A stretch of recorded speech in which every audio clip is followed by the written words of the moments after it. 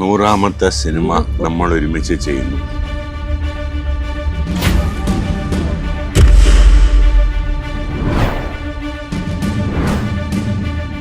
നൂറാമത്തെ എൻ്റെ സിനിമ ആയതുകൊണ്ട് ഉള്ള സുഖമല്ല.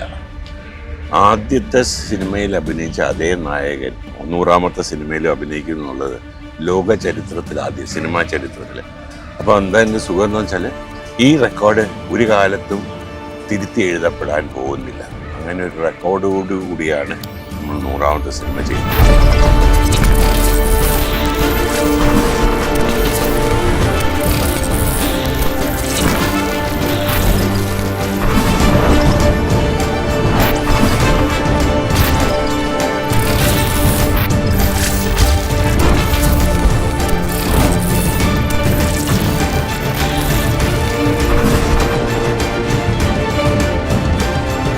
സിനിമ നല്ലതോ ചീത്തയോ ജനങ്ങൾ തീരുമാനിക്കണം.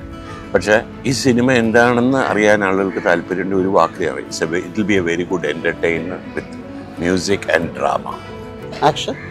ആക്ഷൻ ഇല്ലാതിരിക്കാൻ പറ്റില്ലല്ലോ. അതോടെ ആഡ് ചെയ്തു. അല്ല, അത് ആഡ് ചെയ്തെന്ന് വെച്ചാൽ ഒരു മോഹൻലാൽ സിനിമ ഇരുന്ന് ആക്ഷൻ തീർച്ചയായിട്ടും ഫാൻസുകാരും കുടുംബക്കാരും ഒക്കെ പ്രതീക്ഷിക്കും. പക്ഷേ എൻ്റെ മനസ്സിലുള്ള കുടുംബങ്ങളും കുട്ടികളും ഫാൻസുകാർക്കും എല്ലാം ദഹിക്കുന്ന ഒരു സിനിമ ചെയ്യണം എന്നാണ് ആഗ്രഹം. ആ ആഗ്രഹം വെച്ചിട്ടാണ് ഈ സിനിമ അങ്ങോട്ട് ചെയ്യാനായിട്ട് ഇറങ്ങുന്നത്. ബാക്കി ഈശ്വരൻ്റെ കയ്യിൽ. എനിക്കും as a friend, as an actor ഒരു വലിയ ബ്ലെസ്സിങ് ആണ്. കാര്യം പ്രിയൻ പറഞ്ഞ പോലെ ഇത് മനുഷ്യൻ്റെ ബ്ലൂ മൂൺ പോലും ഇല്ല. ബ്ലൂ മൂൺ പോലും അല്ല. ബ്ലൂ മൂണുകൾ ഒരുപാട് വന്നിട്ടുണ്ട്, അപ്പോൾ പോലും അത് സംഭവിച്ചിട്ടില്ല.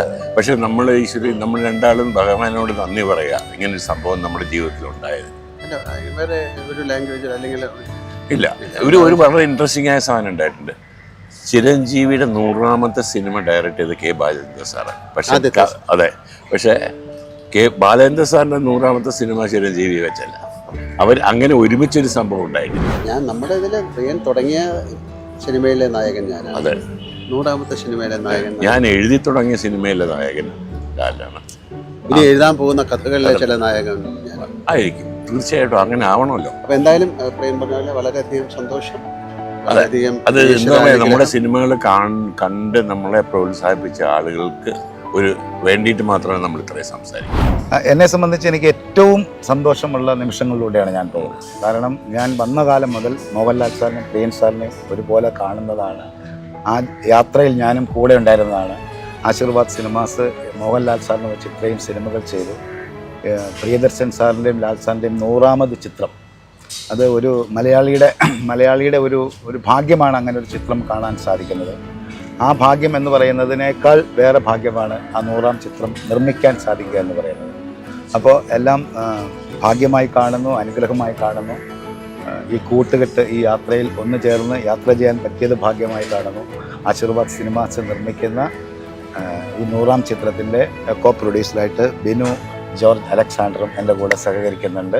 അദ്ദേഹത്തെ 39ാമത്തെ ചിത്രമാണ് ആശീർവാദ് സിനിമാസ്.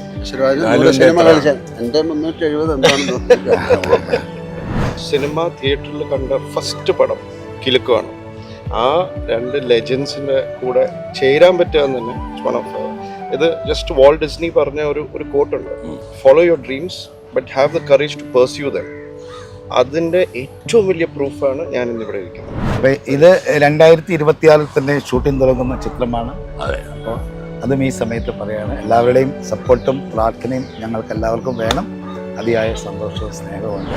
പറഞ്ഞ പോലെ സിനിമയുടെ ഗുണഗണങ്ങളൊക്കെ സിനിമ കഴിഞ്ഞിട്ട് പറയാം. അതെ, എന്തായാലും നല്ലൊരു സിനിമയായി മാറട്ടെ എന്ന് നമുക്ക് എനിക്ക് ഒരുപാട് സന്തോഷം. വിനു, ഒരുപാട് സന്തോഷം. Thank you. ഒരുപാട് സന്തോഷം.